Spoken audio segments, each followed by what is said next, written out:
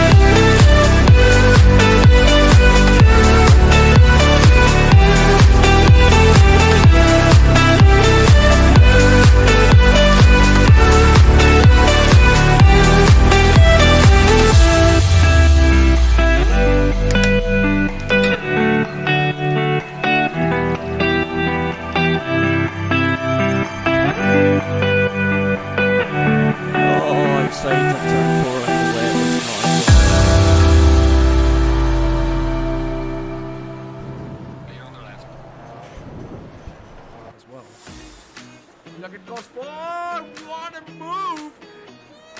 That's some late braking, and that's what you want to see.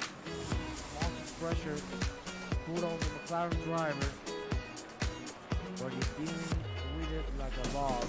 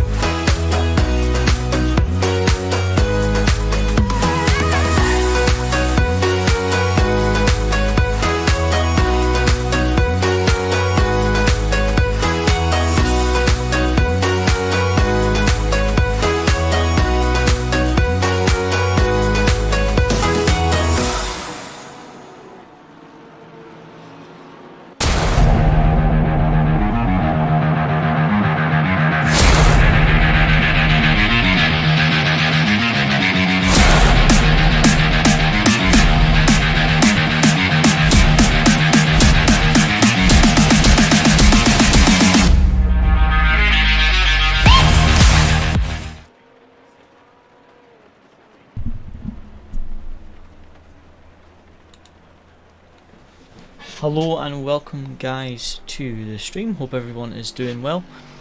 We've got about 3 minutes until we can go out on track for qualifying. So we've got a 20 minutes for the silvers and the pros qualifying, and the AMs are just out just now for the first 15 minutes, so we've got about 3 minutes and we can go out on track. And as you may notice, or may not notice because I'm got my lights on, it is wet and it is at night, so qualifying will be quite difficult conditions because not only is it at night but it is also fairly wet conditions. We do have the advantage though of the AMs going out on track first, because that allows us to have a slightly drier track, assuming that the rain doesn't get any heavier.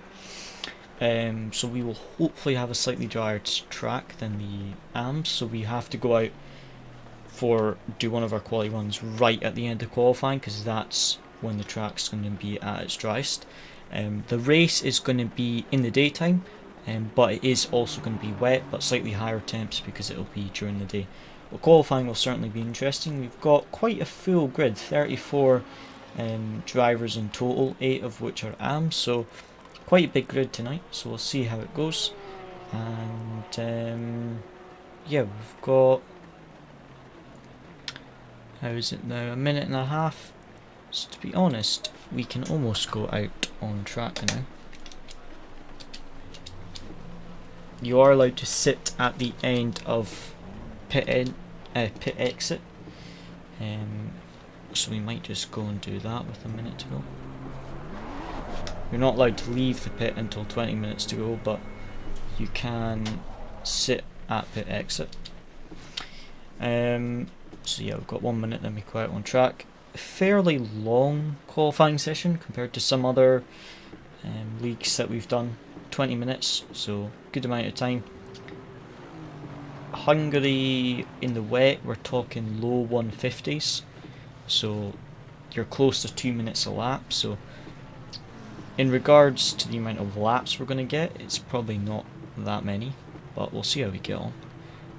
Car feels good, but yeah, I'm not sure how the pace is going to be. Adam, don't overtake the queue. Wait, he's reversing now. Oh, don't disqualify.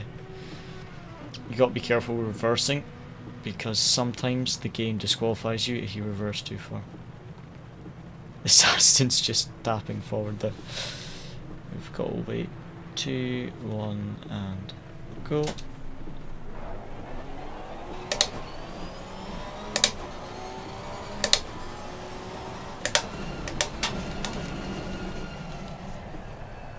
So we'll have to heat up the tyres a bit. You can see on the mini-map everyone pouring out the pit lane. So the track's definitely got a bit more standing water than it did in the practice session. But then there was a lot less cars on track, so you also kind of expect that. But since the weather says that the rain won't be increasing in the next half hour or the next 10 minutes, in theory, right near the end of qualifying, the track should be at its driest. So as long as we go to the garage with, I don't know, 6 minutes left of the session, so we're out. We really want to be starting a lap with like 1 minute left of the session, or 30 minutes left, because that's when the track is going to be at its driest point. The track temps are quite low, however. It's only 13 degrees track temp, so we'll see how we get on. Ben Crook is in practice was a second quicker than anyone else. He said he spent quite a bit of time learning the wet setups in the new version of the game, and also the Merc seems very competitive now. Well, it was already decent, but it's been apparently completely redone, so it's also quite competitive at the moment. Be interesting to see how it compares to the new Ferrari and Porsche, because we're still in the old Porsche. But next season we can go into the new Porsche or the new Ferrari, which we'll be testing tomorrow, because we've got the SimZone League starting on Friday, so tomorrow we will be testing the new Porsche and Ferrari and deciding what car to use for the championship. I'm most likely I would like to drive the Ferrari because I quite like it, but since we've still got 2 rounds left of RCR, we will be using the new Porsche for that, for the remaining rounds. So it might be better to use the Porsche because we won't have to be driving 2 different cars. But I'm not sure. We will just have to test it. Apparently the new Porsche is quite bad on tyres, but it is quick. And when I was trying the Ferrari, it actually felt great on the tyres, in all honesty.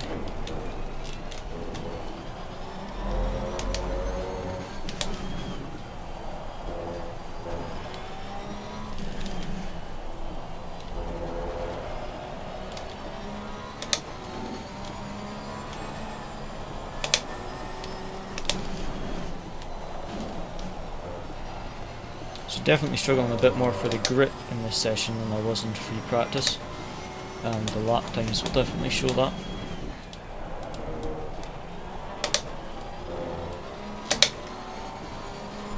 Although Hungary is a good track for the Porsche, definitely a good track for the Porsche. I'm not sure since the update if it's the quickest or one of the quickest, but before the update the Porsche were quite quick at Hungary.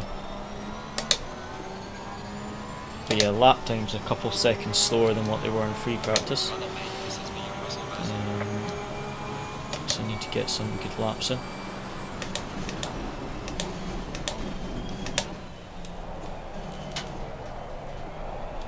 The Aston behind me trying to brake a little bit later. I think he overdid it there. But yeah, lap time that I just did there is very slow at the moment, 1.5 off pole position. Just need to get a quick lap time together.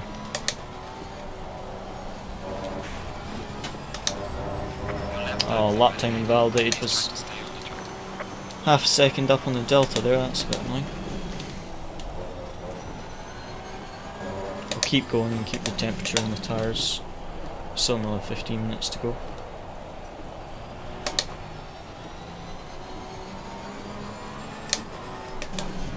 Since this lap is invalid, it's a good one to test the braking zones.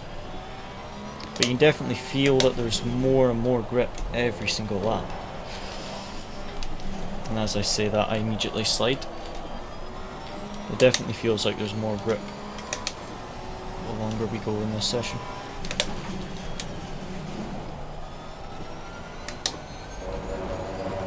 But yeah, that was a very, very scruffy lap, and I was still about 4/10 up there.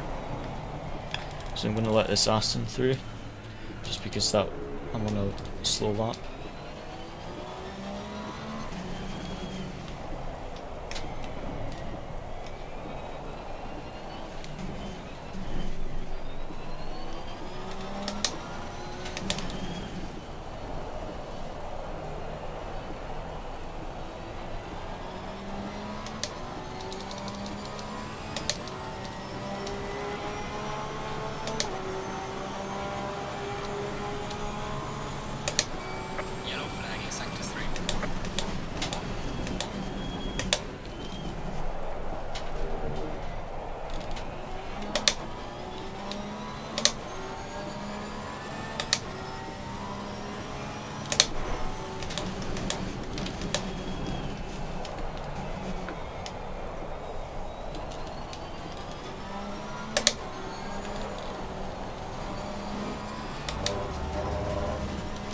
About 8/10 up there, so massive amounts of time gained in the first sector there, 8/10.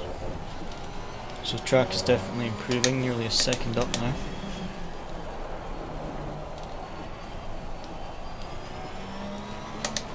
Yep, just under a second up. Oh, that was a very, very slow chicane. Lost about half a second, I think, there.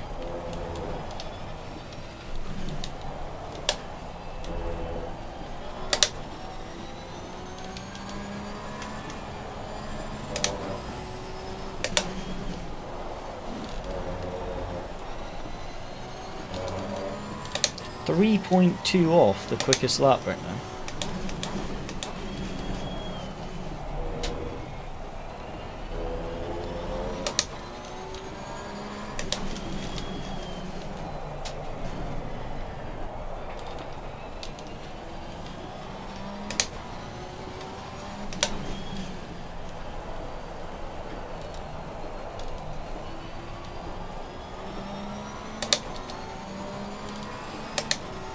Okay, gained a second, and there was definitely half a second in that chicane. Adam Long is currently P4, so we need to finish ahead of the Honda driver. P2 in the championship isn't racing tonight, but P1 in the championship is that Honda driver, and we're currently P3, so we need a good result tonight.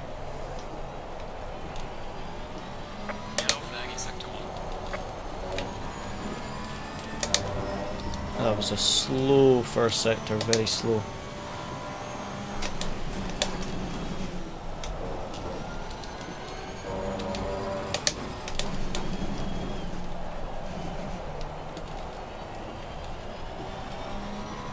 Gained quite a bit of time in that hairpin.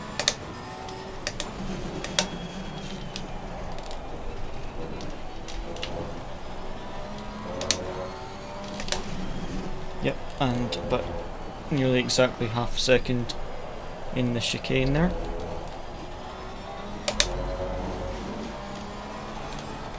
Rest in peace to the Aston Martin that just died.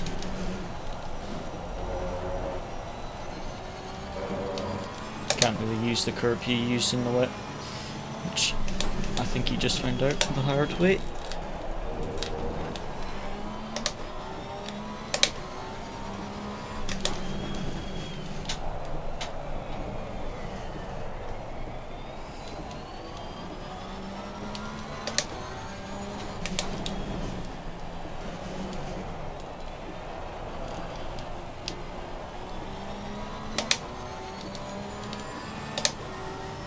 Okay, still a slow lap there, but right behind the Long currently. But 2 seconds off. 2 seconds.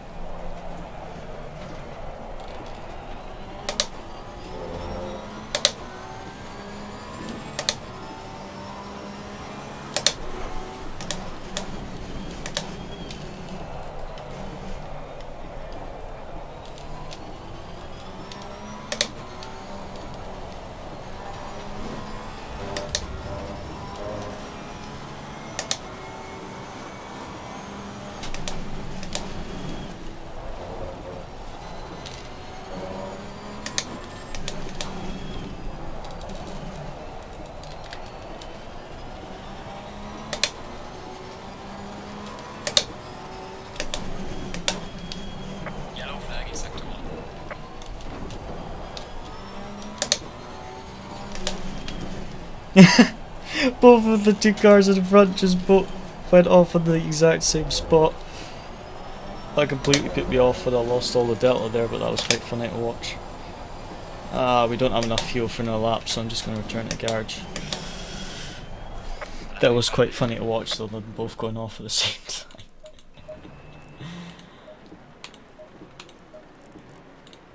Add an extra litre of fuel there, because we're a bit short to go that extra lap.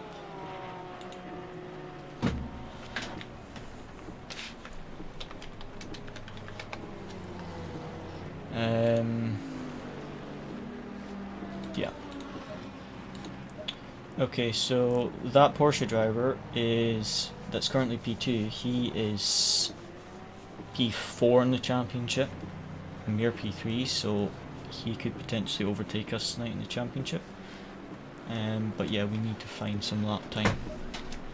The track is improving definitely every lap, so that's 8 minutes left. By the time we do the out lap, there will be like 6 minutes, and we should have enough fuel to stay out until the end. So we really need to find some pace.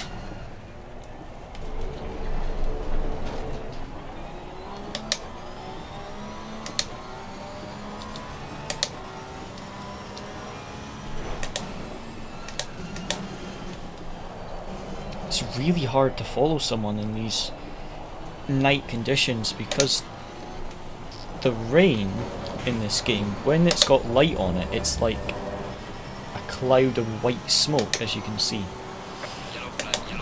which makes following cars very difficult. So for our next qualifying laps, we need to make sure we've got a big gap to the cars in front, because it's It's quite hard to see the braking markers in that with this spray.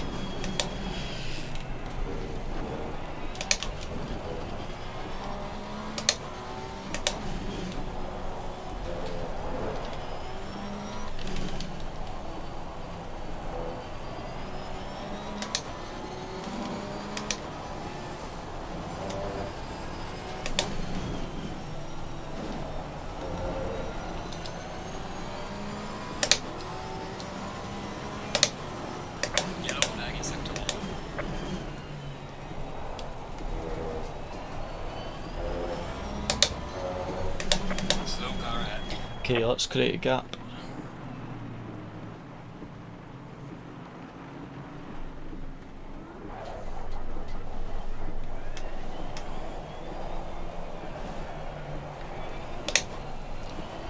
Okay, so we've got 6.5 minutes to go. Let's see if we can improve. Currently P9 in 2 seconds off. Very, very slow at the moment. Need to improve by half a second to get alongside Adam. So let's see what lap time we can find here.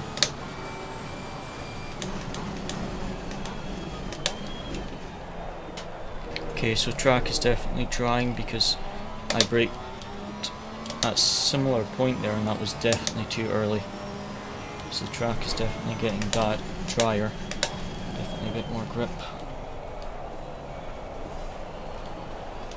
So, in theory, our last lap should be our best one, unless I mess up, but it should be the best for the track condition.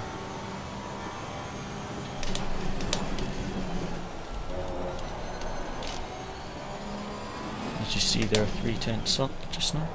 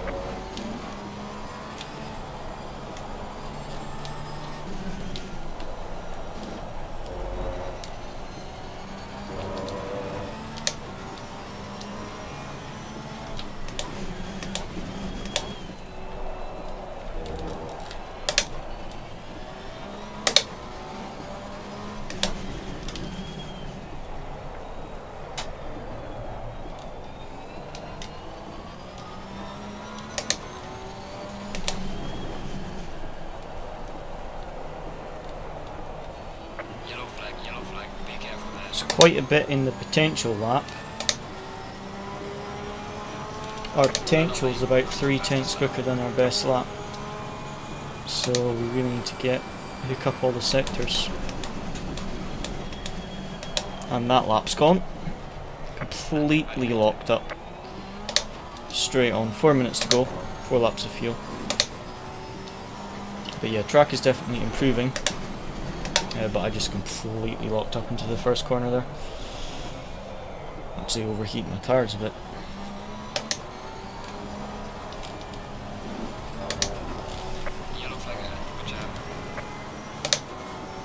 Got 3.5 minutes, so we'll at least get one more flying lap, maybe 2. Because this one's invalid, so we'll maybe get 2 more flying laps. So hopefully our final flying lap we cross the line at like 30 seconds left. That would be ideal, because then we can basically be, the track will hopefully be at its driest point then. So yeah, I think my calculation is right. We should get 2 flying laps after this one, which is good. We've got enough fuel for it, so we just need to try and get a much tidier lap together. I mean, 2/10 right now would be 3 positions, so, and like I said, we've got about 3/10 or just over 3/10 in our potential lap, and yeah, definitely 2 laps. So we've got 2.5 minutes crossing the line, so our final lap will be with about 30 seconds left, which is pretty much perfect. That's what I was hoping for. So let's see what we can do.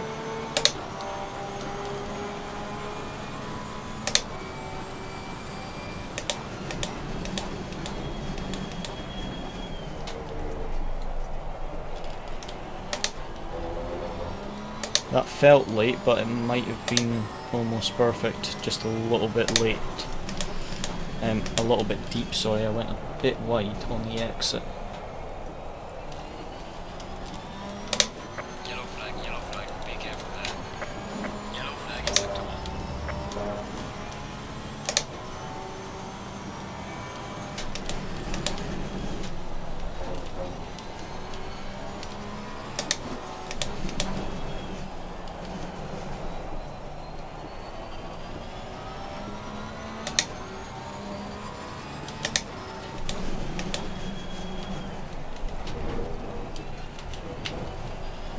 There's a slow car there.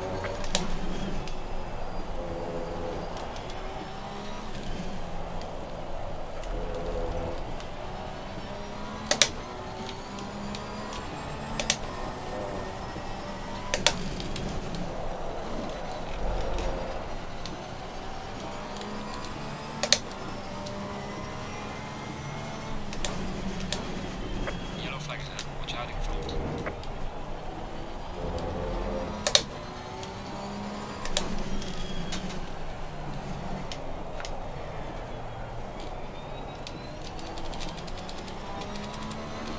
Oh, come on.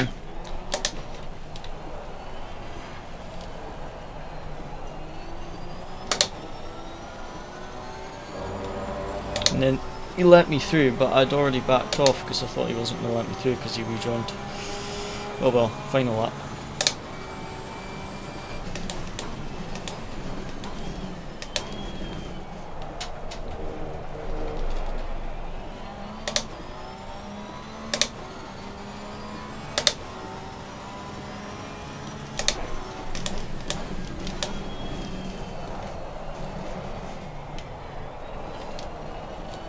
Yellow flag in sector 1. Oh, lap invalid. Quality's over. He's trying to stay on the track. Well, that was not the qualifying I hoped for. 2 seconds off pole. That is the slowest I've been in quite some time compared to who's on pole. That's a massive gap. 2 seconds off. So,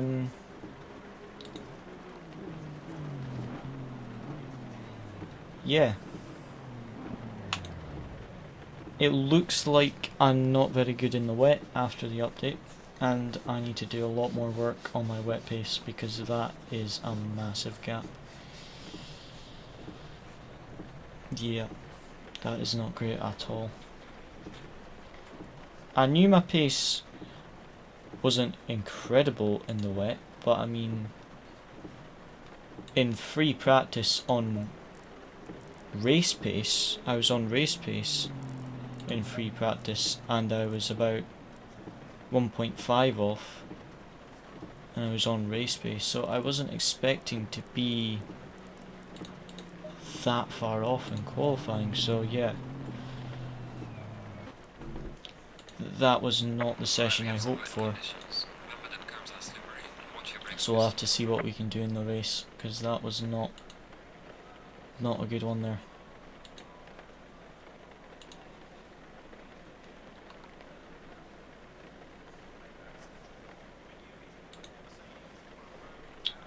So yeah, starting P12, not ideal at all.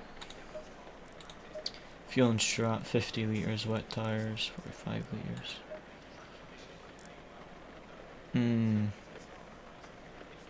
Yeah, that's definitely right. I'll check it just before.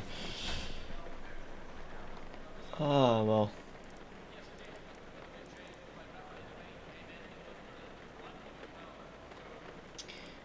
Let's see what we can do, but that was not a very good qualifying by me. Very poor session. So hopefully we can make up some positions in the race.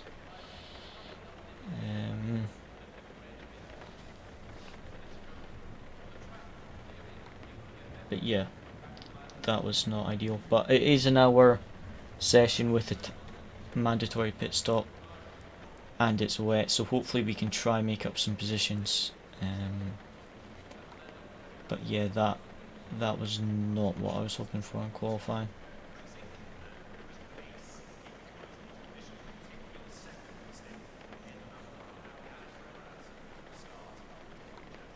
Right, just double check.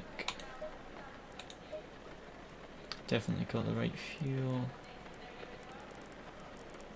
Definitely wet tires, so that should be fine.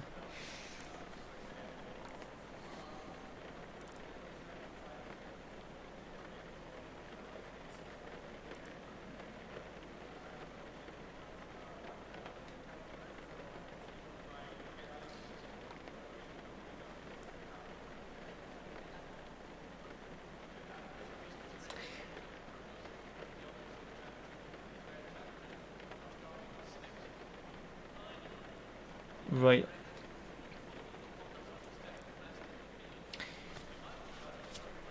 So, formation lap and a 1 hour race. 30 seconds.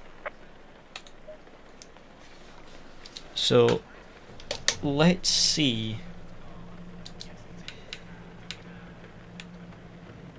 how this goes. And hopefully we can make up some positions from that bad quali. So starting P12 on the outside, Hungary has a very tight turn 1. So there's a very high possibility of a crash into turn 1. So we need to make sure that we avoid that. Since it is also heavy wet conditions, not heavy wet, sorry, medium wet, that also increases the chance of there being a crash into turn 1. So with us being on the outside, that kind of gives us a bit more space to try and avoid it, but we'll see what happens. But we definitely need to find some pace in the wet for future races, because that's a lot. Before the update, our qualifying pace was definitely not that slow. Even in the wet, the few wet races that we did, our pace wasn't that bad, so definitely need to do some more work on the wet setups with this new game version.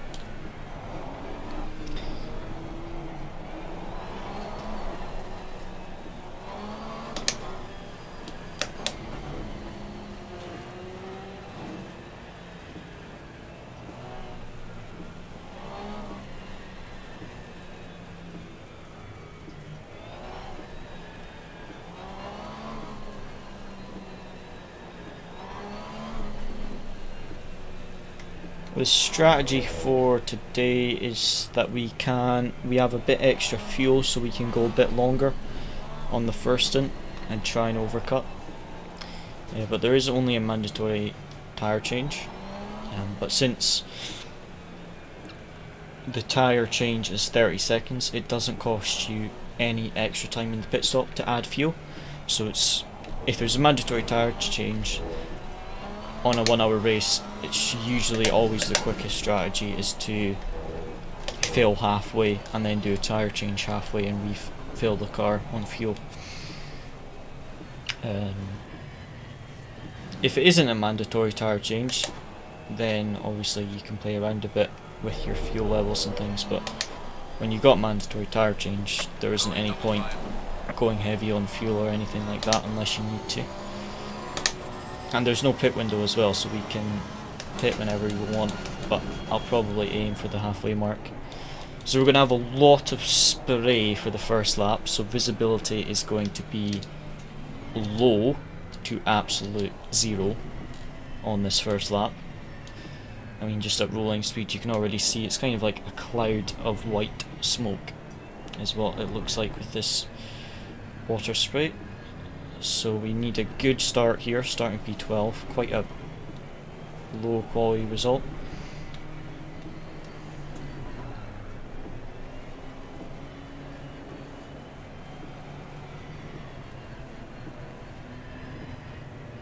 Okay.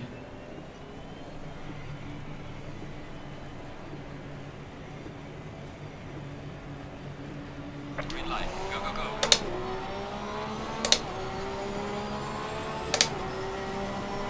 Can't see a thing. Car on the right. Clear on the right.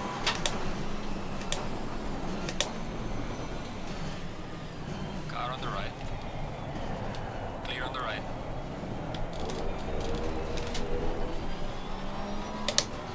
Oh, that was not a good start for me. Oh, crash. Car on the right. 2 positions. Clear on the right.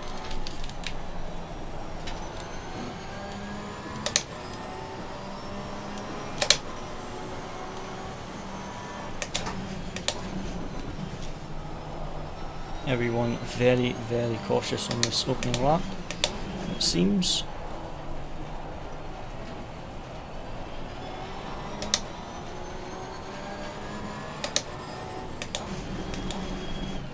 Almost having to go off the racing line to get better visibility.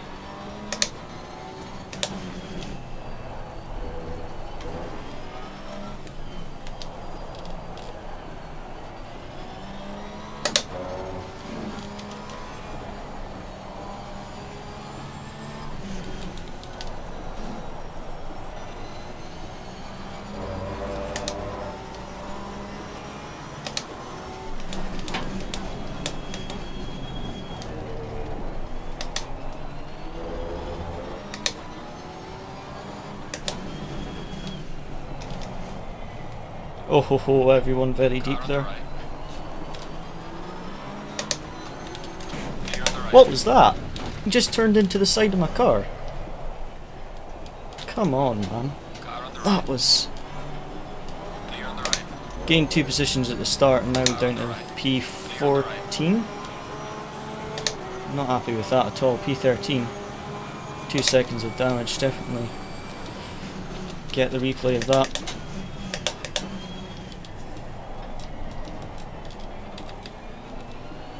Was alongside the Aston and then he quite literally just turned into the side of our car there.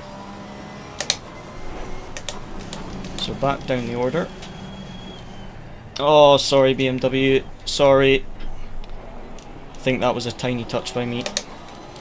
I didn't even get a contact warning on that. I'm not sure if that was me then, if that was netcode or not. If I did hit him, but my apologies to the BMW.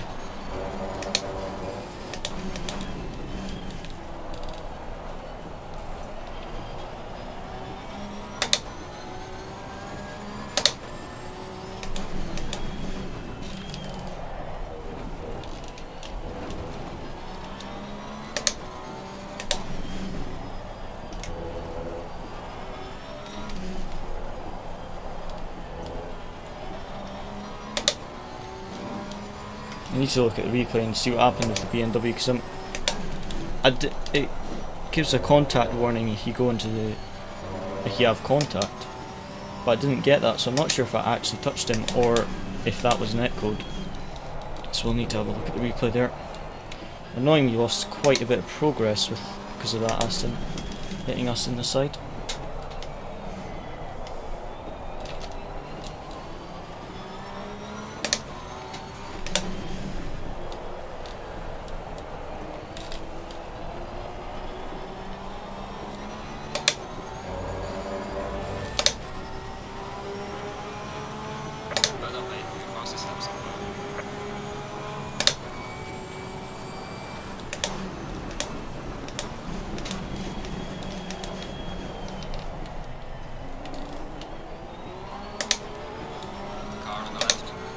Lost all his traction on the exit curb there.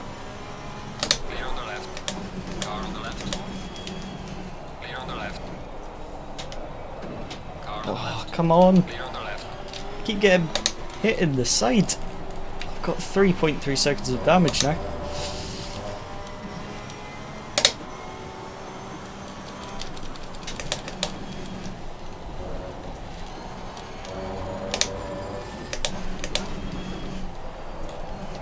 How's it going, Milo?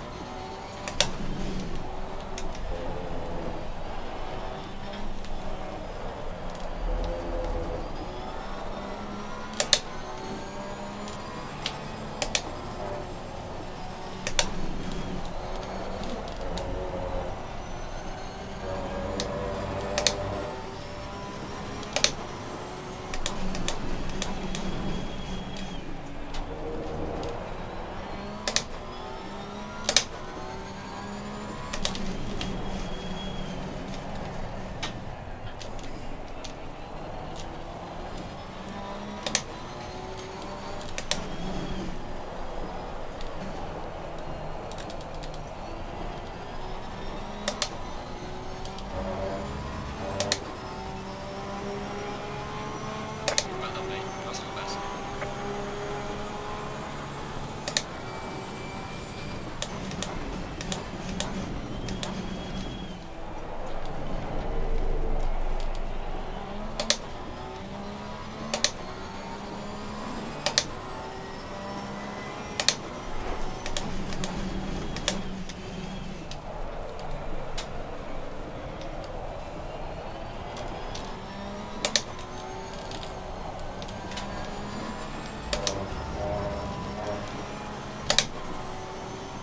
Okay, we need to get back past Porsche because we did get up into P10 at the start on the first lap, and after the contacts we've fallen back down to P12, so we need to climb back through the order.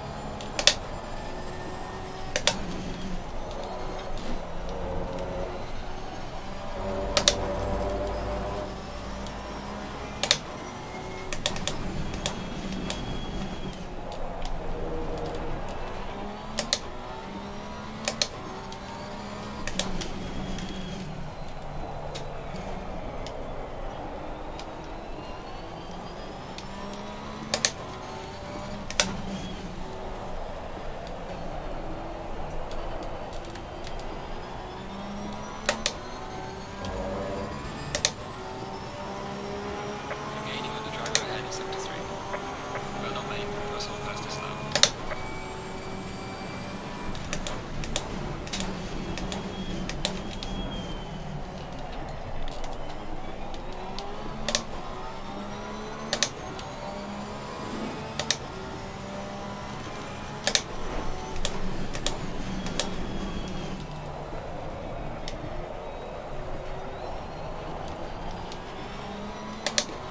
Need to try force this Porsche into a little bit of a mistake so we can pass.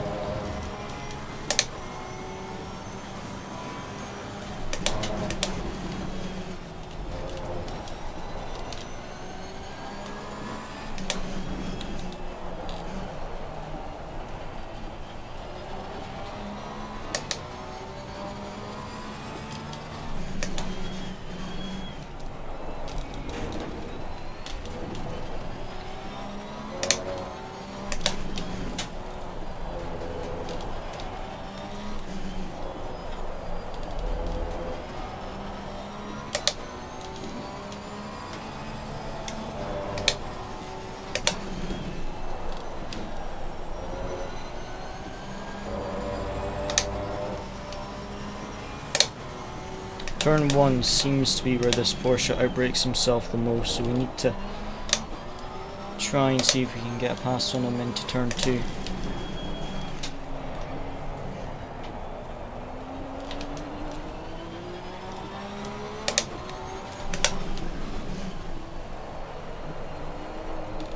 Defending so hard as well.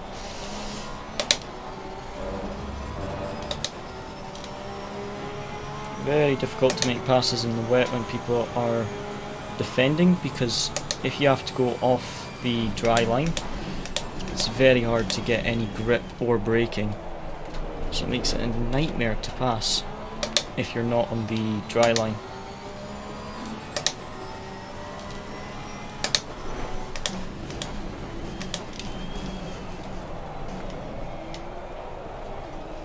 There's a train of cars up in front. I really need to pass this Porsche to try catch that train. I think there's about 5 cars in a train in front of us, you can see on the minimap. So really need to try pass this Porsche as quick as possible. No way that was a warning. Pretty sure we lost time by doing that. Surprised that gave me a track limit warning.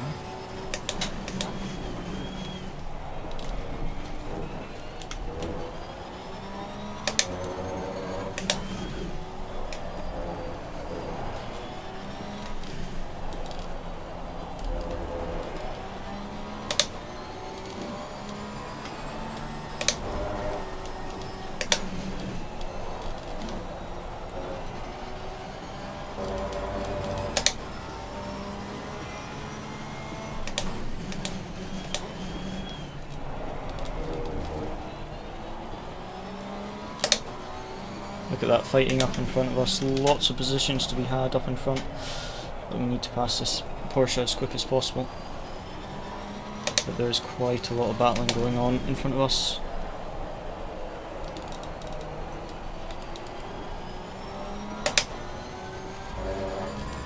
See if he makes a mistake into turn 1 again. Let's see if I can force him to outbrake himself. The only problem when I'm following this closely behind is it's really hard to see my braking marker. Oh, someone's gone straight on. Isn't that the Aston that took us out? It is the Aston. Wonder what happened to him. He's gone straight into the wall.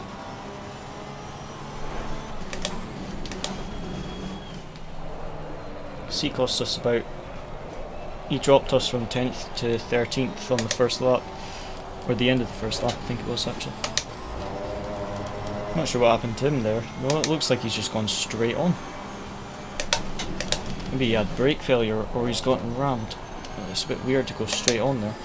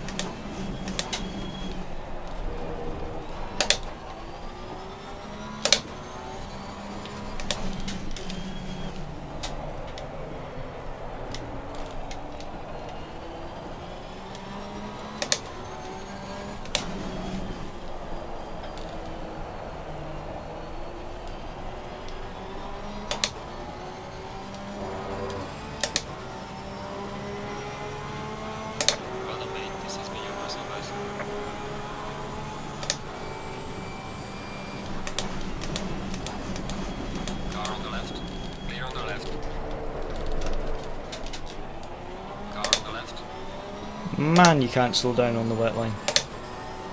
I nearly spun on the braking. Right, please don't push me wide this time. Please. Didn't have the grip there on the outside to hold it. Ah, still behind.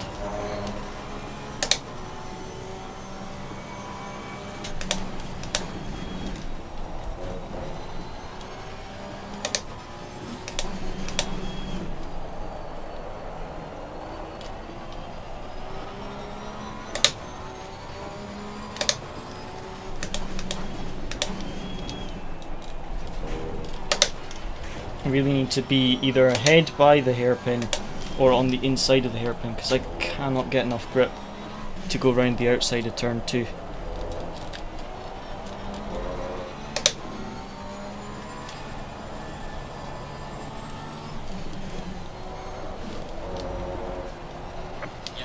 Definitely quicker, just need to find a way past. And there's about a train of 4 cars up in front of this Porsche that we want to try catch on to the back of. No, train of 5 cars up in front of this Porsche. But we are losing time every lap.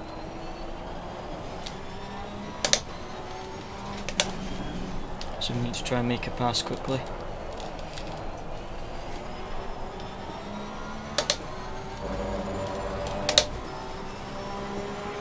Losing to the car ahead, sector 1.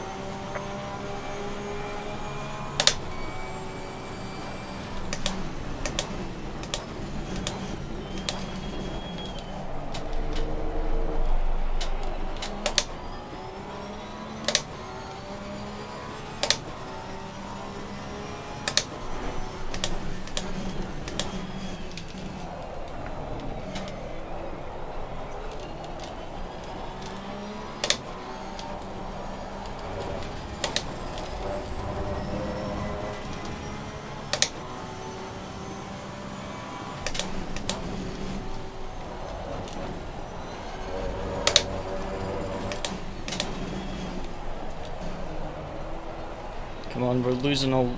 So is he actually. He's also losing time to this train of cars up in front. We need to get past so we can try catch that train of cars. Since they're all battling, they'll all be costing themselves time, so we really need to pass this Porsche as quick as possible.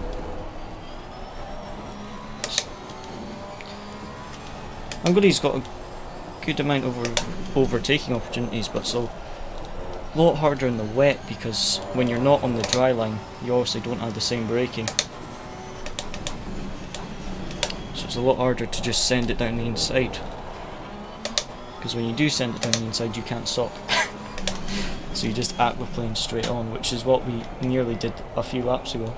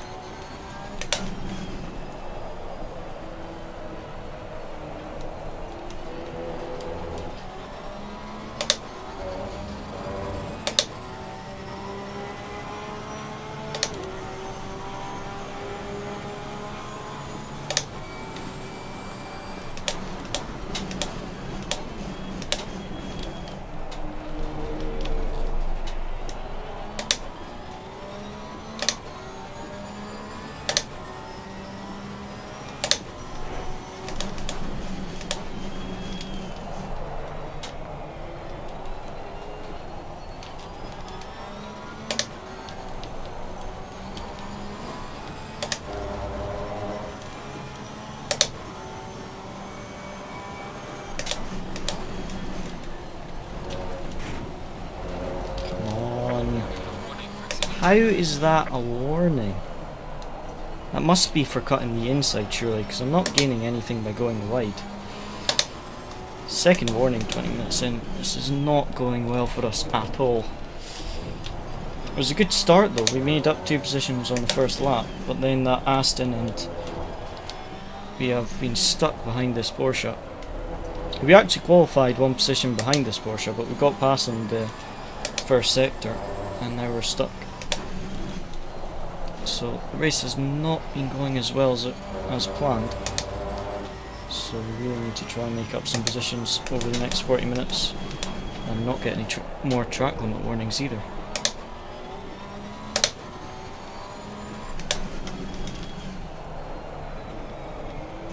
Come on.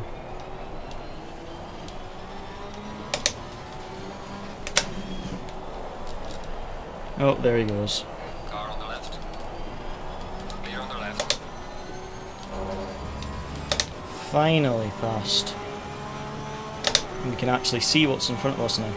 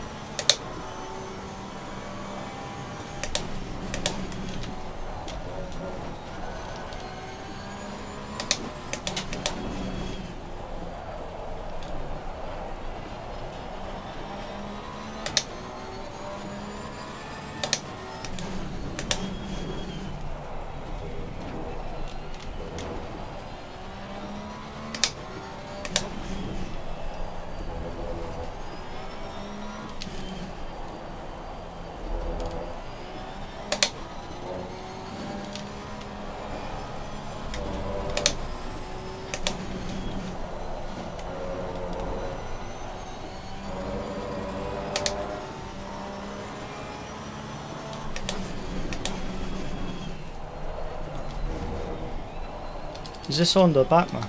Oh, it is. It is indeed. I thought it was for position. And then I looked at the delta and I was like, it still says we're 3 seconds behind, but that's definitely not a 3-second gap. But that makes sense. That's the Ferrari who's coming to the pit lane, actually.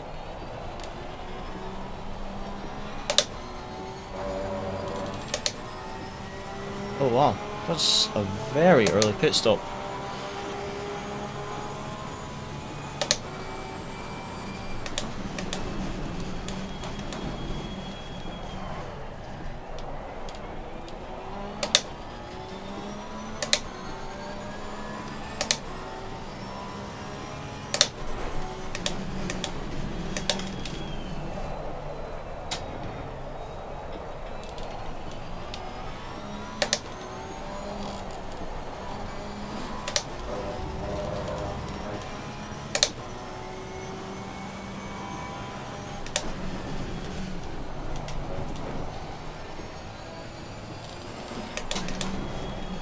Someone got a drive-through. I'm not sure. I think that was for track limit 666. Got a drive-through.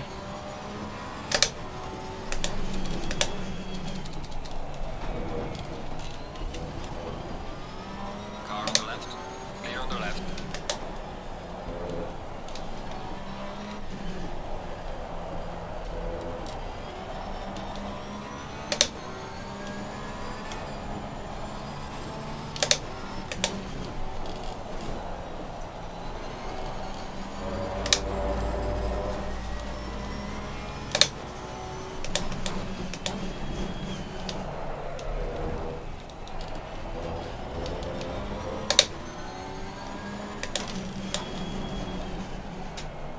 Car on the left. Clear on the left.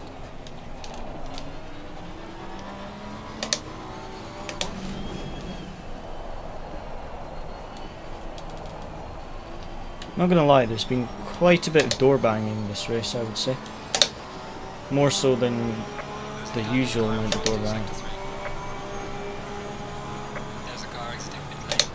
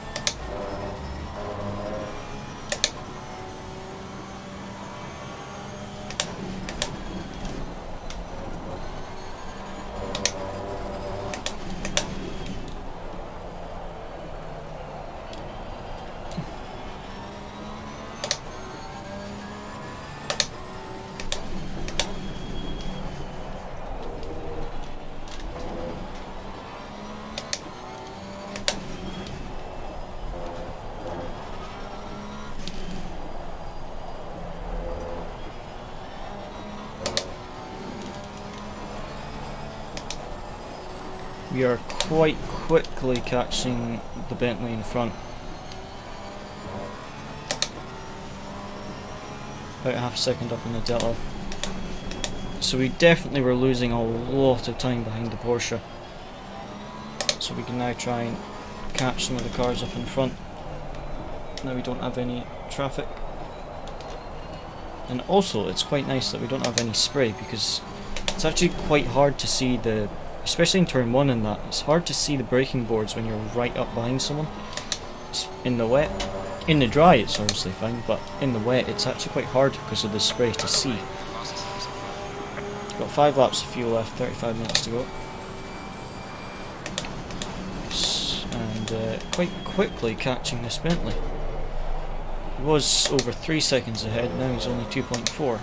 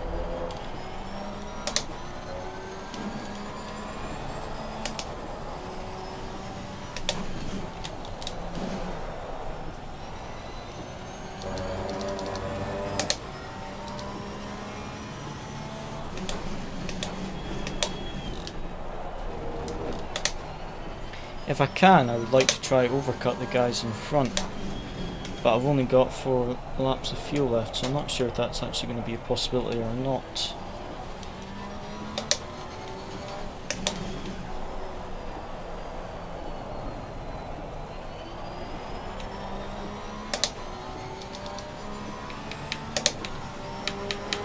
Gaining on the car ahead in sector 1.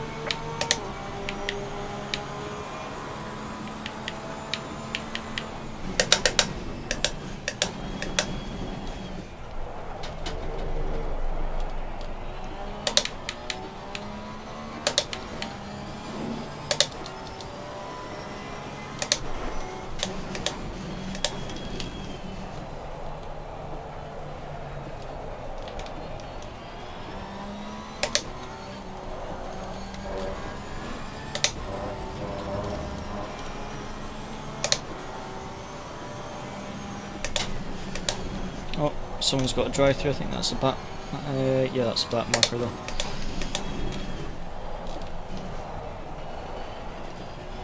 Massive gap to the leaders though. Really surprised how slow the pace is today.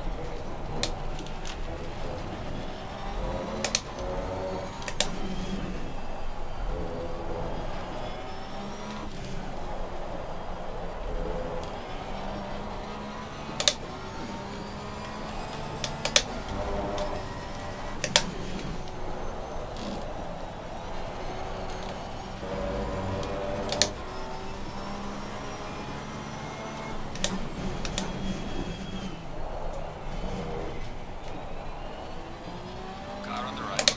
Clear on the right.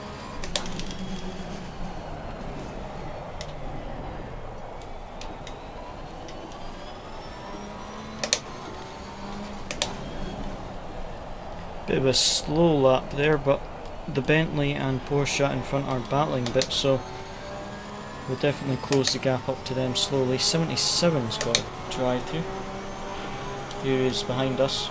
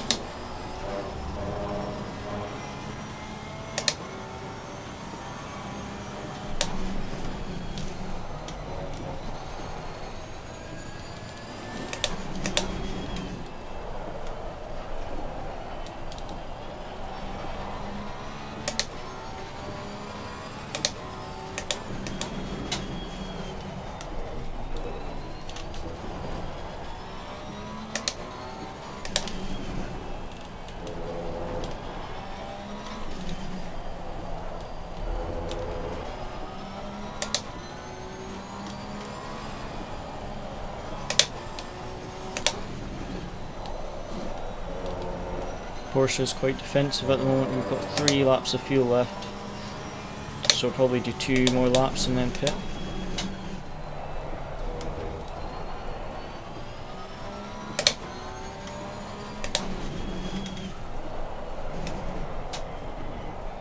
We are halfway through, not over yet. Yes, they're both into the pit lane now, so we can try the overcut. Granted, it's only going to be a 2-lap overcut, so it's not going to be much. There's a car exiting pit lane.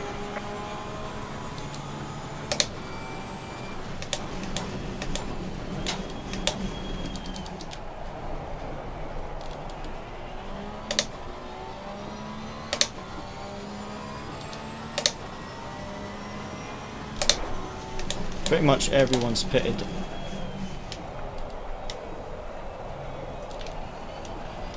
Except one guy in front of us.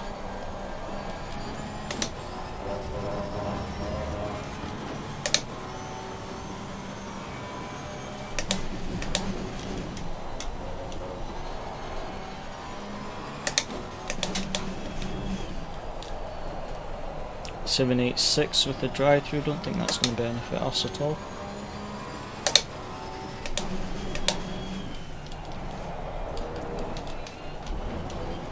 Doesn't look like anyone got a stop and go though. Interesting the amount of people getting drive-throughs. Oh, just as I say, no one's got a stop and go through. I think that was Fungus in the 303. Got a drive. Not a drive-through, sorry, stop and go penalty for speeding in the pit lane.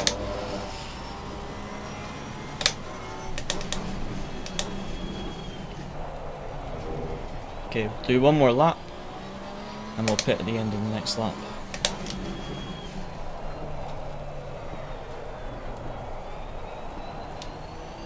Drive through for 72, but he's not pitted yet, so we won't gain anything from his drive through.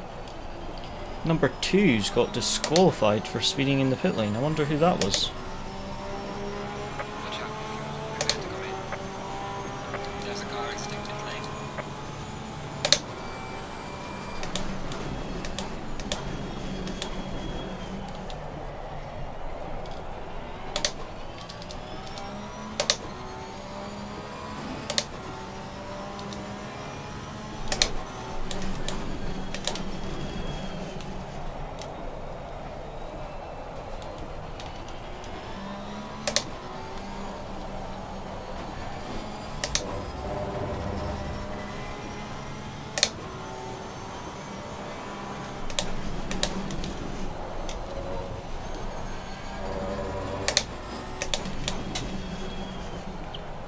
Stop and go for 77 as well.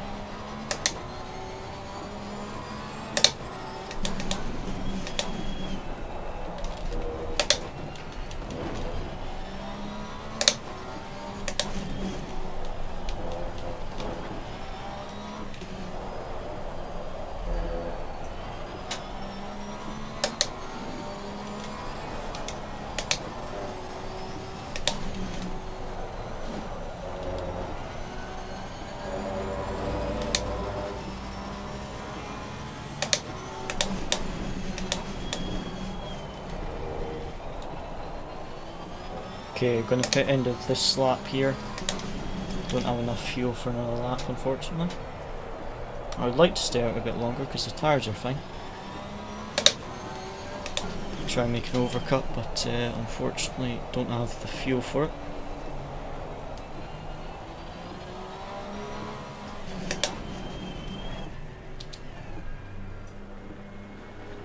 Bit of a slow pit entry there.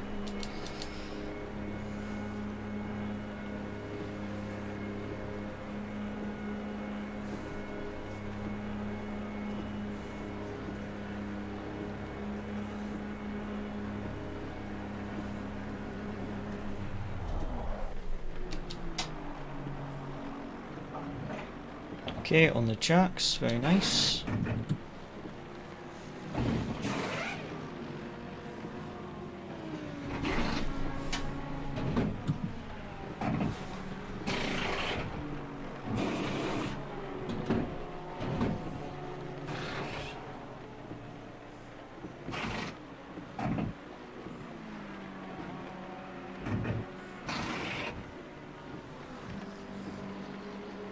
Mandatory stop is not clear. Come on, go, go, go.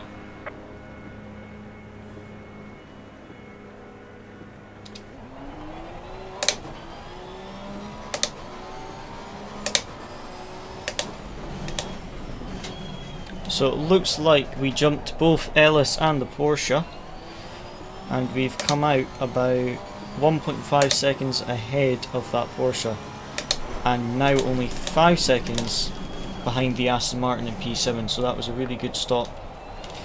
A good strategy there, getting 2 positions in the pit stops. So like I say, hopefully we could have gained even more if we had enough fuel to keep Car on going. the left.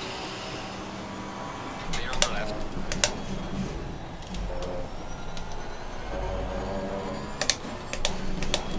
That was a nice wee move there. I didn't realise that was for position.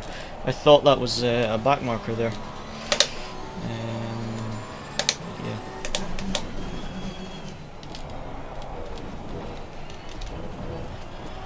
How's it going, Zach?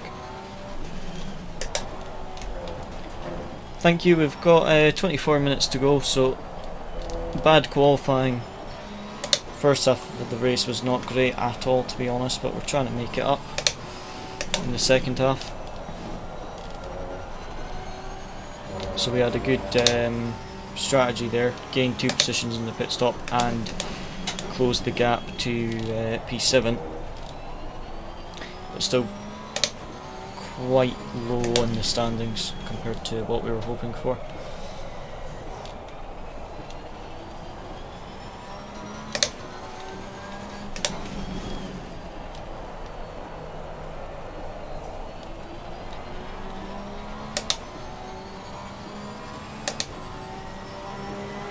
Still got 4.6 seconds of damage, but I don't think it affects us too much in the wet, in all honesty.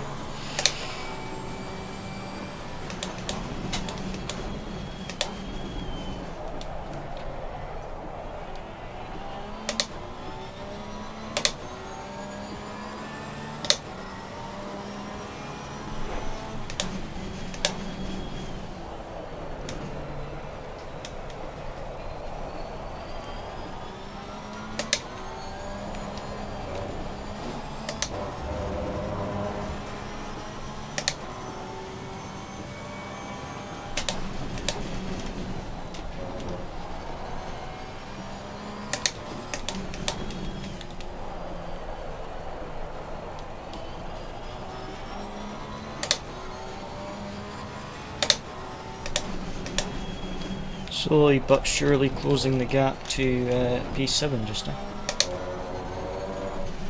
It was about a 7-second gap before the pit stops, and now it's about 3.8, so really closed that gap and pulled away from the Porsche behind, now to about 2.4 seconds, so we've gained about a second on him already.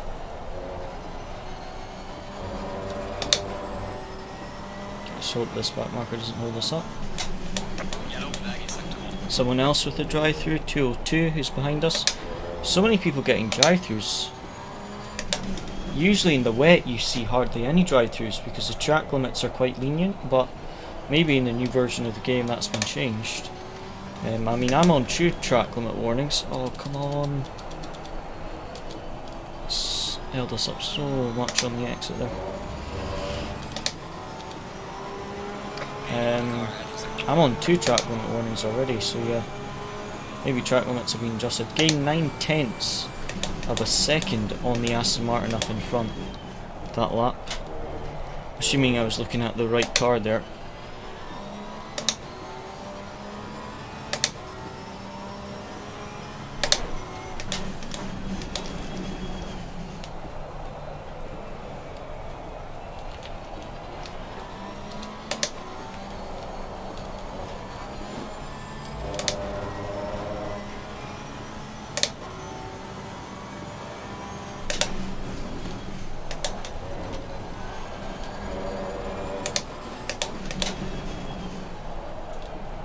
Down to 3.6 seconds to the Aston Martin.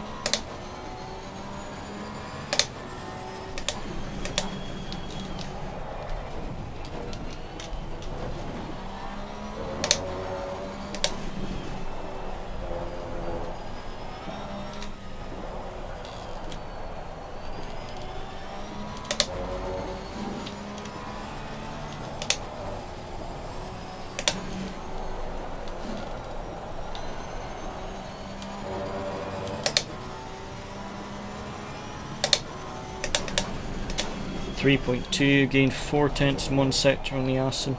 So gaining on the Aston quite quickly. We've got this back marker, McLaren in front. We're going to catch them on the final corner just like we did the last back marker. Or is he going to let us through before then? Nope.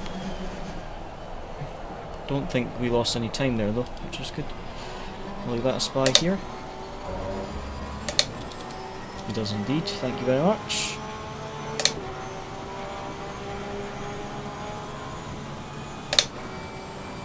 Car on the right.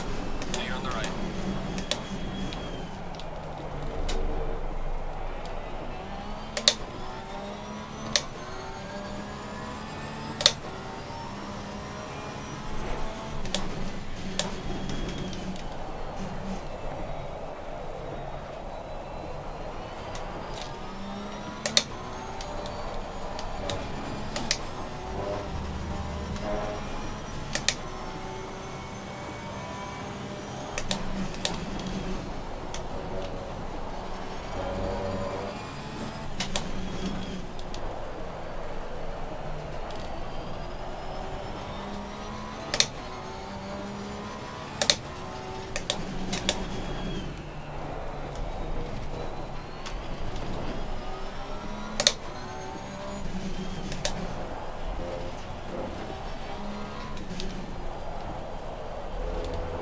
So the Aston's now actually gaining on P5 at the moment. So he's, now that he's in clean air, he's definitely pushing a bit.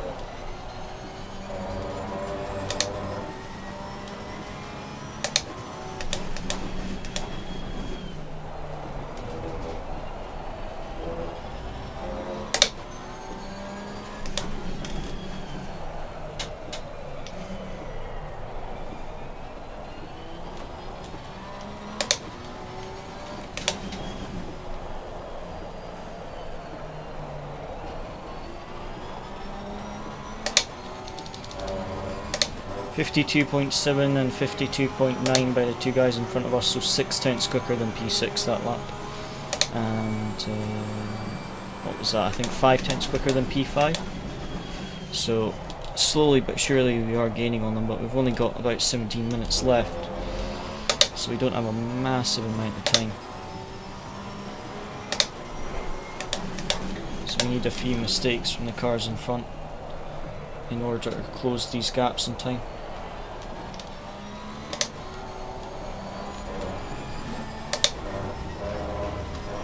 Oh, someone died behind us, it looks like.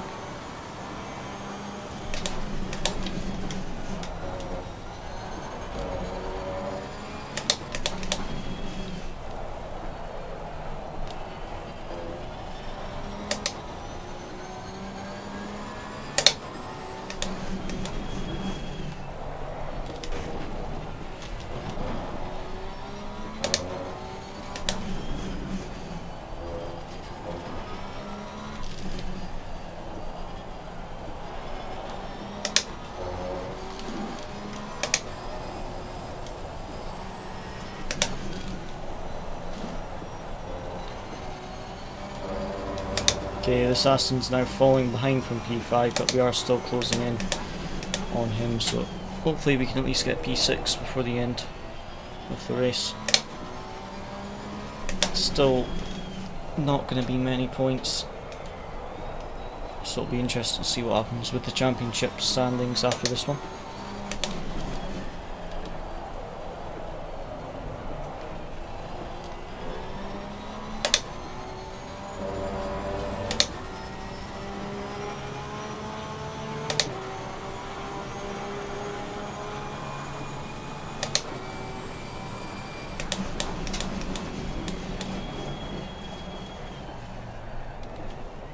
A bit deep there by me, a bit late on the brakes.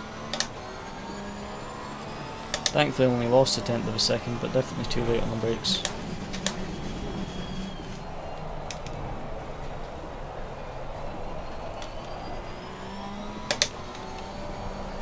Another drive through for 666. He does not seem to be having a good race at all. I think he's already had a drive through for a stop and go penalty, and that's another one.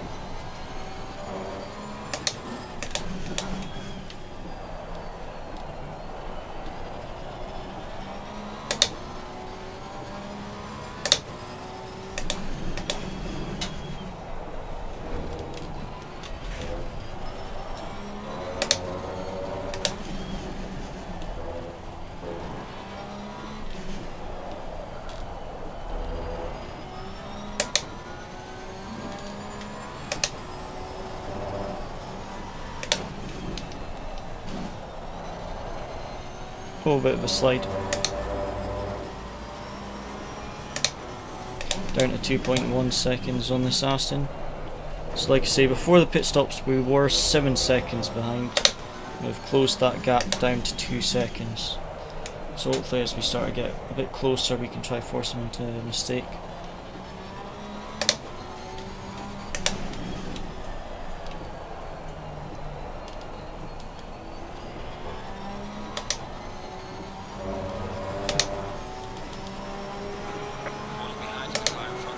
A-Long is getting quite close to P2, so they are very close at the moment. Only 1.4 seconds separating P1 and P2. Sorry, P2 and P3. So it'll be interesting to see what happens between those two.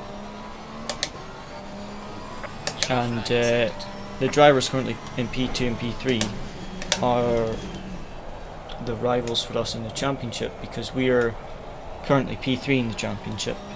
the driver who's P2 in the championship isn't racing tonight. But the driver who's leading the championship is that A-Long Honda, who's currently P3. And the driver who's behind us in the championship in P4, because we're P3, they are currently second in this race, so this is not a very good race for our championship points. So any position we can get will be vital. So I'm hoping that we can get this Aston Martin before the end of the race. So we've still got 12 minutes and we have closed the gap quite considerably. So I'm hoping we can catch him before the end of the race, but we'll have to wait and see. The Aston is good in the wet, but so is the Porsche. The Porsche is good in the dry here. I'm not sure how good the Aston is at Hungary in the dry, but certainly very good in the wet. But both of us are good in the wet, so both of us have got good cars in the wet, so we'll have to wait and see what happens, because we're only 2.4 seconds separating us right now. Our lap times are fairly consistent, but only gained about 2/10 on him that lap, or a tenth on him that lap, so his pace is definitely getting a bit quicker, but we are definitely still gaining on him. Again, a bit deep into turn 1, but didn't actually lose any time on our delta, which was good. But just a bit deep into on the braking.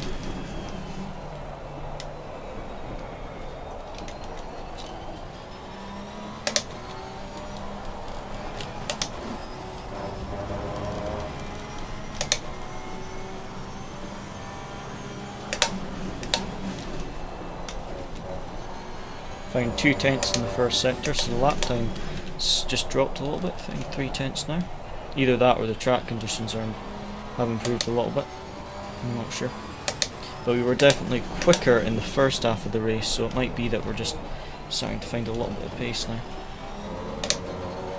We'll see if the Aston's also found that bit of pace. If the Aston also improves his lap times, then it means that it was just the track conditions improving. But if the Aston's lap times don't improve, then we know that we've found a little bit of lap time. The middle sector seems our best sector in comparison to the Aston. That's where we gain the most time. We're down to 1.8 seconds separating us two, so it's definitely that middle sector that we seem to be gaining the most time on this Aston Martin. Although we've lost the delta that we found, now only neck and neck the delta, so we lost a little bit, especially in that final sector. But over the course of the lap, did we gain? Did we lose? Let's see. 52.4 by the Aston and 52.2 by us, so again 2/10 on that lap.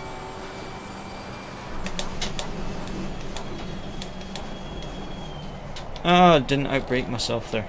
Finally. And gained 2/10 on the delta. Kept outbraking myself there, so finally actually got the correct braking point. About half a second up on our delta, which is good. It's definitely seems to be that we're finding a little bit of lap time. Bit wide there. See there, if I did that in the dry, I would have gotten a track limit penalty, but in the wet, it's no time gained. So I'm surprised how many people are getting drive-throughs, but then I did get 2 track limit warnings for cutting turn 4, that fast left-hander we just went through.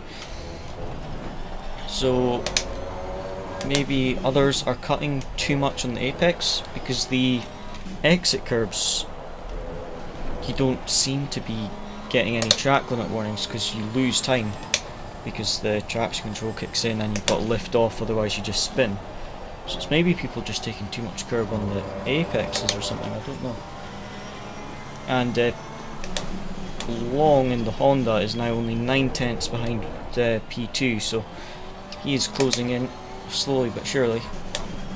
So it'll be interesting to see if anything happens between those two.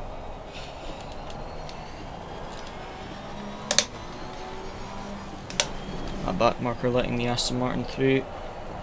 with ease. Hopefully he does the same for us and doesn't hold us up. 52.6. Although I only did a 52.4, so still gained a 10th on the Aston, but just slowly but surely gaining on him. But right now we're gaining about between 1 and 2 tenths a lap, so it's not much. So we really need to try and either hope for a mistake or find some more pace, because we're not gaining quick enough to catch him before the end of the race. Don't have enough laps left. If this was an endurance race, then maybe it would be a different story, but when we've only got 7.5 minutes to go, it's not many laps for only gaining 1 or 2 tenths a lap. Lost a bit of time in that first sector to the Aston as well.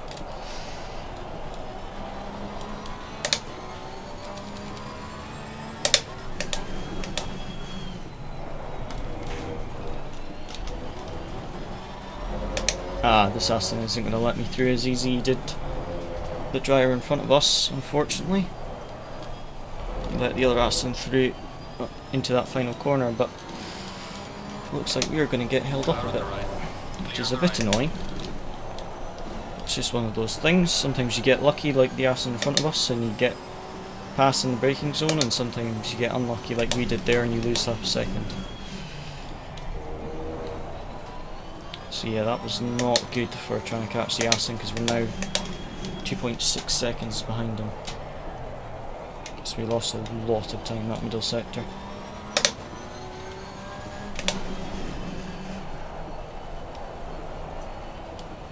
Tire pressures are almost perfect, which is good. But we've still got the damage, and yeah, Honda's dropped down to 1.4 seconds again from P2, so I'm not sure what's happened there. Maybe a mistake from one of them, or contact, I'm not sure.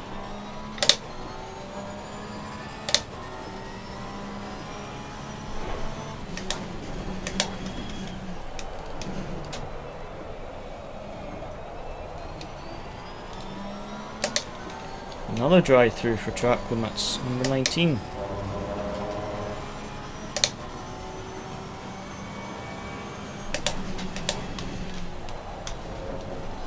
So many drive-throughs, I'm very surprised.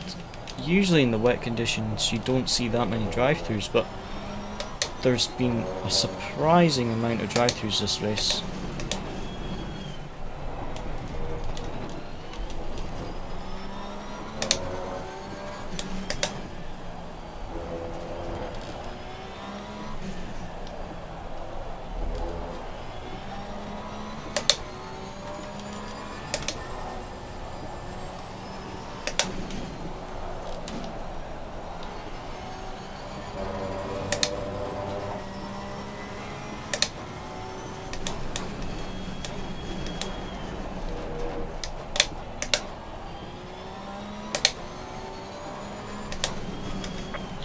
Yellow flag, be careful there.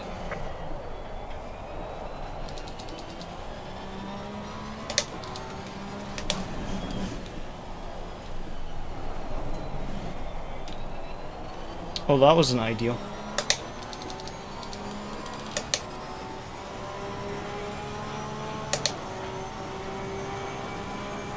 Back marker just sat there.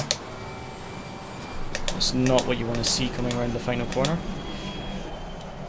Unfortunately, he couldn't really do much. He did what you're supposed to and just held his brakes, because that's all he could do. But yeah, not a great place to spin. So I think we've got 3 laps, so unless the Aston in front of us makes a mistake, we're not going to be able to catch him in time. We are still closing the gap slowly but surely, but we need a mistake or something from the Aston if we catch him before the end of the race. Not only that, but we also need to catch him, but then we need to overtake him as well, so we need him to make a fairly big mistake if we catch him before the end of the race.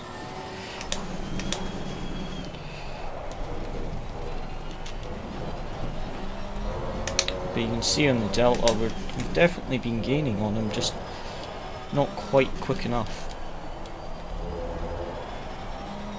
considering we were about 7 seconds before the pit stop, and then about 5 seconds after the pit stop, we have still gained about 3 seconds on him. But we just haven't been gaining quick enough. But we're down to 1.8 there, so we gained about 7/10 of a second since we got held up by the back marker. So we've been gaining, but we just need him to make a bigger mistake so that we can actually pass him or get close enough to overtake. And we have a look at this lap here. What's the lap time difference? 52.4 by him, 52.1 by us, so about 3/10 gained on him there.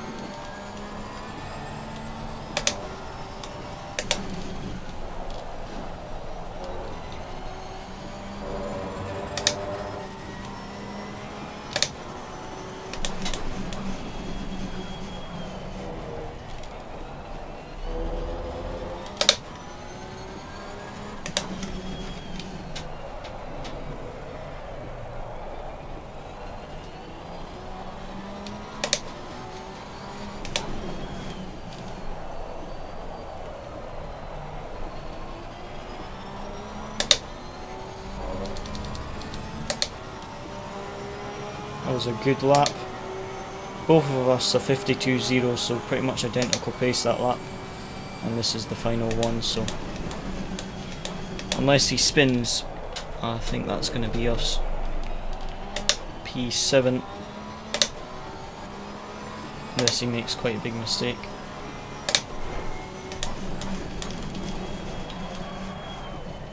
I just made one.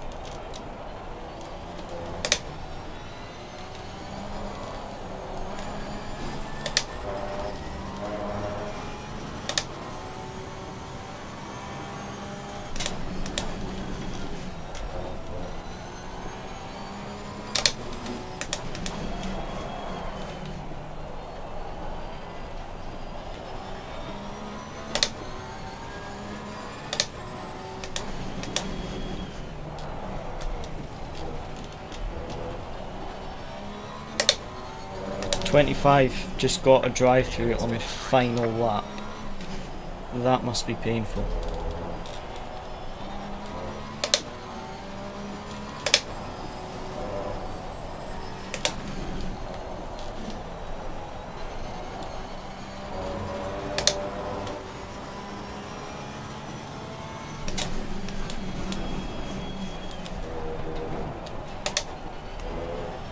Gained 7/10 in that middle sector on the Assetto in front of us. Car on the right. Come on! Light damage on the front of the car.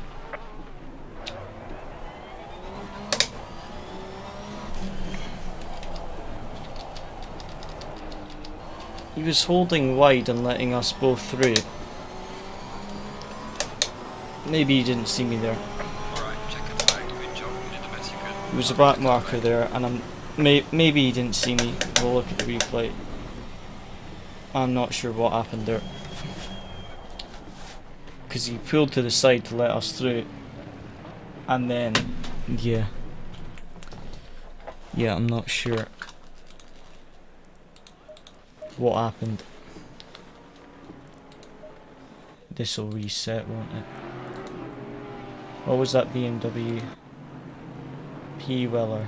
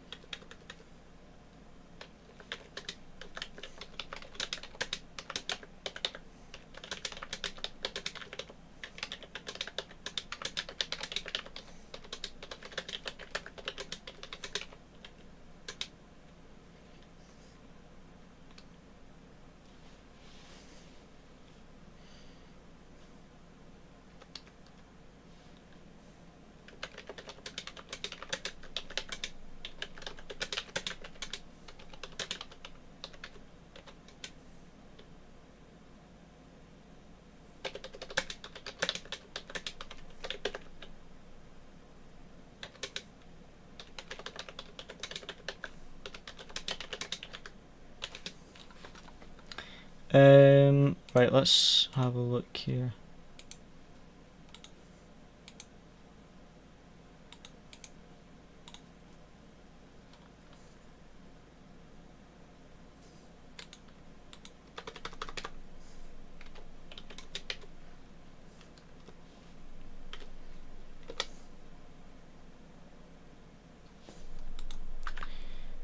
Right, let's have a look at the replay now. Oh, no worries, Grandad. How's you? To be honest, the race actually went quite rubbish. Hopefully it doesn't affect the our championship standings too much, but just had a very bad qualifying result. It was at night in the rain and started P12, so it wasn't a good quali, but I got up to P10 on the first lap and things were looking good, and then I got taken out down to P13, and then we finished P7, so we gained quite a few positions, but not what I was hoping for. I was hoping for a much better result. So yeah. So turn 1, I started on the outside, so I get an awful start, as you see on the curbing there. And into turn 2 here, that Aston bumps the Ferrari wide, who blocks the Porsche, so I gained 2 positions there. So I was already up to P10. And then this Aston was quite slow. So here, I think it's here. End of lap 1, I could be wrong, let me check. Yeah, so all 3 go deep there, right? So I go for a cutback, and watch this. He literally turns into the side of my car and pushes me off, which gave me about 3 seconds of damage and cost me 3 positions. So,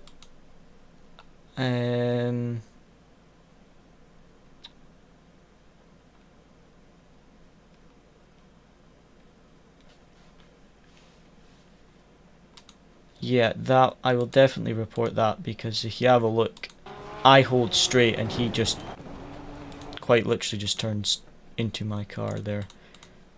So as you can see, yeah, not too pleased with that one, but we'll report that to the stewards. But that gave us a bit of damage, but we did start gaining some positions, although I'm not sure. I didn't get a contact warning for this, but it looks like I hit him, so we need to have a look at the replay and see if this was netcode.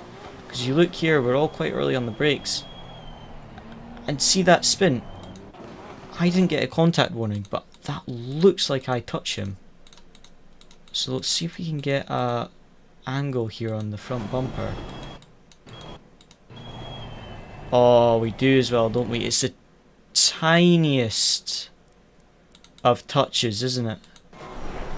Obviously in the Porsche, I braked actually. Did I brake at my normal braking point? My normal braking point is the start of that curve on the right hand side. So I actually braked earlier than I would. Green light, go, go, go. Oh, I need to. go onto the replay screen because that's the server reset. Oh, that's someone, that was the Porsche that I spun on the final corner who turned in on us. He said that he didn't see us coming, which he probably let the other guy through and didn't realise I was there as well, so fair enough, he apologised, so that's absolutely fine. Didn't lose any positions. If we'd lost the position then it would have been quite annoying, but since we didn't lose any positions then obviously not going to report it or anything like that, so that would just be silly. But yeah, this is a shame, like,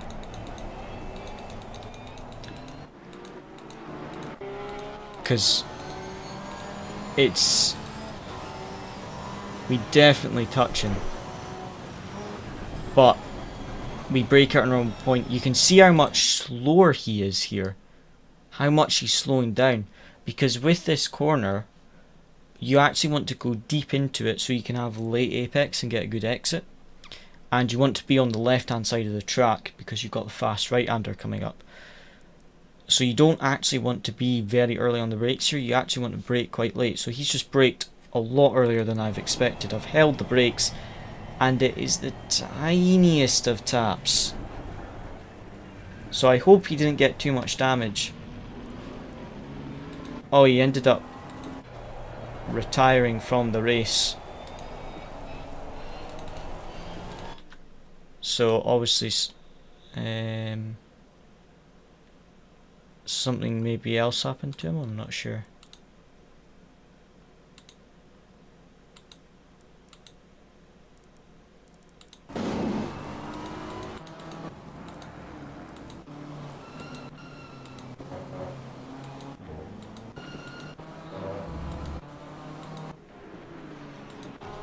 No, he just retired. That's weird. Maybe something happened. But yeah. That BMW, I don't think I'll get a penalty for that because he was definitely early on the brakes. And I braked at my normal braking point. And there wasn't really anything I could do there to avoid that. I held the brakes. And it's such a tiny hit as well. That's what's a shame about it. Is it was the tiniest of touches. So that is a shame. Anyway, let's have a look at the Porsche. So he had a stop and go penalty near the end of the race, so he ended up with I think retiring from the race. But we actually went alongside him here and we had contact, so I'd like to see what happened here.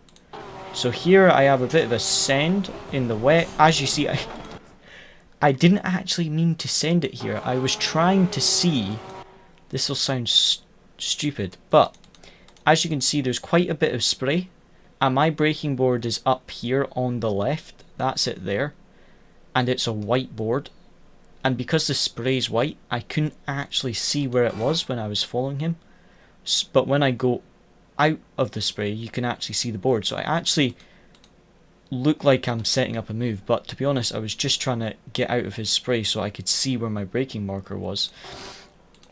And then I hit the brakes and you'll notice the car goes to the left slightly, so I'm actually just trying to not lose control of the car and end up sending it down the inside onto the curb. But he leaves me room, he sees me coming, which was fair play to him because I wasn't trying to get past him there, I just completely messed up on the braking there.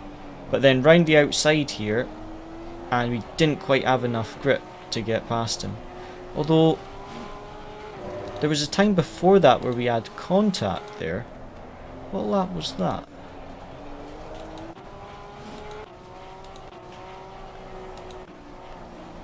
Was it this lap? Ah, okay, so it was only the next lap, that's why I was looking wrong. So this time here both of us outbrake ourselves, but he gets on this exit curb which obviously gives him no grip and kicks in his traction control, so I get a fantastic run completely ahead going into turn 3. I brake, but I'm obviously have to leave him room on the outside, and here he just pushes us wide.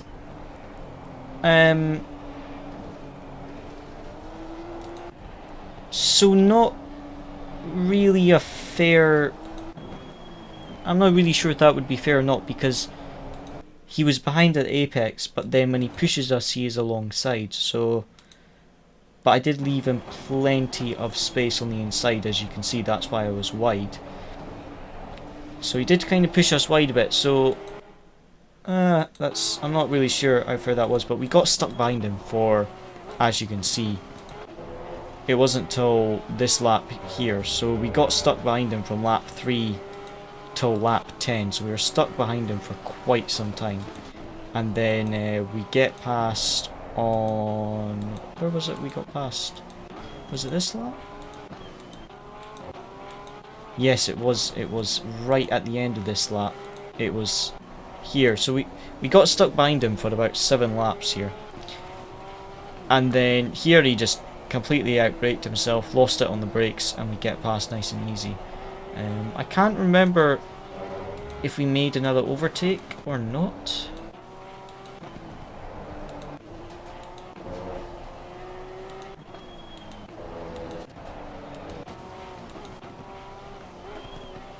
No, the Ferrari. So actually what we did as well with this today is usually we end up not being able to do the overcut because we don't have enough fuel. And today we had enough fuel to do an extra 2 laps, which actually worked perfectly because we have, before my pit stop, right, I'm P9 and I'm behind the Ferrari of 202 and I'm behind Greg Ellis and 555. Now if we skip to when Greg Ellis pits, which is this lap here, you'll notice that coming into the pits I'm 1.6 seconds behind the Porsche. So let's have a look here. I'm 1.6 seconds behind the Porsche. Sorry, 1.6 seconds behind the Bentley, who's 3/10 behind the Porsche. So I'm about 2 seconds behind the Porsche. Okay, so we'll remember that. So we were behind the Ferrari, we were behind the Porsche and the Bentley, and then the gap, and we were 9.5 seconds. 9.5. I thought it was 7. It was 9.5 seconds behind this Aston Martin.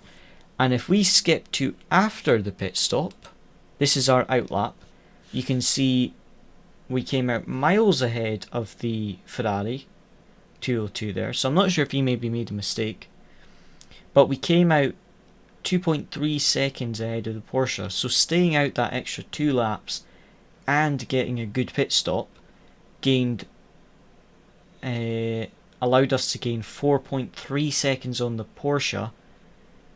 And then we were also only, is that the same Aston Martin there? The number 10. No, it wasn't. That's the number 10 Aston Martin. So that is the number 5 Aston Martin. Okay, so that's slightly confusing. So I was thinking the entire race, right, that the Aston that was in front of us, the 82 that hadn't pitted, I was thinking that this Aston was the same one. But actually, number 10, he's the one that pitted on like... Ah, okay. He's the one that pitted on lap 5. So he's the one that made a super early pit stop. And then he just hadn't pitted and came out ahead of us. That makes more sense. Why we would have gained time on that Aston, because it was a different Aston. So that I didn't realise that, so I do apologise.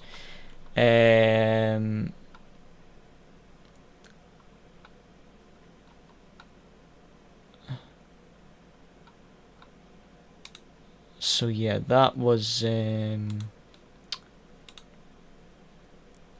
my bad there for not realising that was a different Aston. And that final corner with that other Porsche, he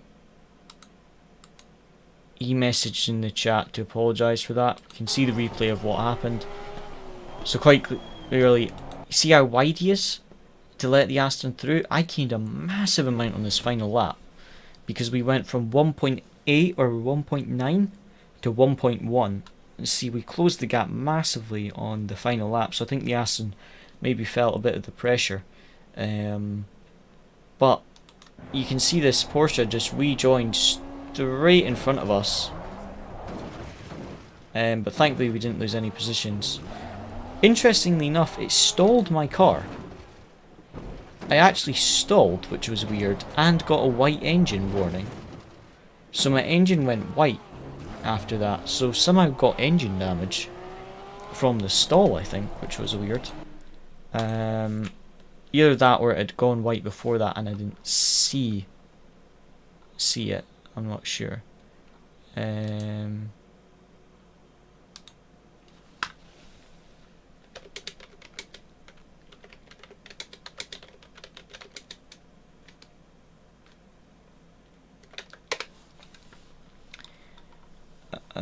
So yeah, I think that's it.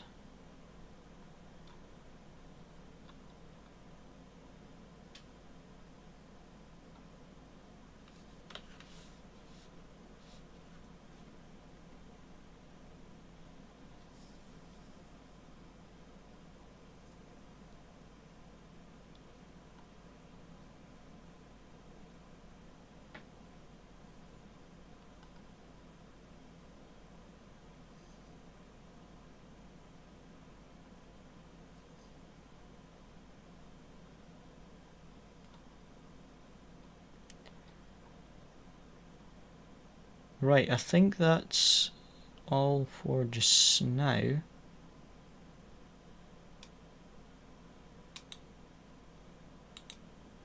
So, yeah, good result in the end. After starting P12 and with the incidents, P7 I'm happy with. Good strategy, some good pace. And like I say, the pace was actually decent in the race. But just qualifying was super slow pace. But made up some positions in the end, so still gained 5 positions from where we started, so that's still good. And we had damage from the end of lap 1, so that's all good. So tomorrow I will start testing the cars for Friday, because we've got the new league starting on Friday. Not sure if I'll be able to stream or not, but hopefully we'll be. But we'll see what we can do. And if we don't stream on Tuesday, I'll definitely try to get a stream in on Wednesday night. And then we will have the race on Friday night. So we'll see how that goes. But as always, guys, a big thank you for watching. Hope you enjoyed.